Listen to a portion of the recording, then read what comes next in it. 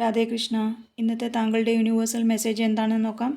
ഇന്ന് നിങ്ങൾക്ക് ലഭിച്ചിരിക്കുന്നത് 2 ഓഫ് പെൻറ്റക്കിൾസ് എന്ന മൈനർ ആർക്കന കാർഡാണ്. ഒരുപക്ഷെ ഇന്നത്തെ ദിവസം ജീവിതത്തിൽ കുറച്ചധികം കാര്യങ്ങൾ നിങ്ങൾ ചെയ്യുന്നുണ്ടാവാം. അപ്പോൾ ഇന്നത്തെ ദിവസത്തിൽ ജീവിതത്തിൽ ബാലൻസ് കണ്ടെത്താനാണ് പ്രയോജനപ്പെടുത്തേണ്ടത് എന്ന ഒരു എനർജിയിൽ, അങ്ങനെ ഉള്ള എനർജിയിലാണ് നിങ്ങൾ നിൽക്കുന്നത് എന്നാണ് യൂണിവേഴ്സ് പറയുന്നത്.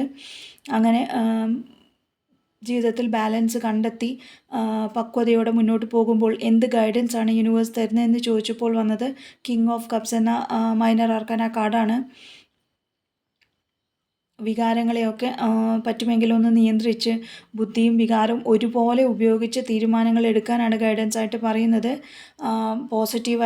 പോസിറ്റീവായി ബുദ്ധിപരമായ തീരുമാനങ്ങൾ എടുത്ത് അതോടൊപ്പം ദയോടും കരുണയോടും കൂടെ മുന്നോട്ട് പോകുമ്പോൾ എന്ത് ആക്ഷൻ, എന്ത് ശ്രദ്ധിക്കണമെന്ന് ചോദിച്ചപ്പോൾ വന്നത് 6 ഓഫ് സോർട്സ് എന്ന കാർഡാണ്.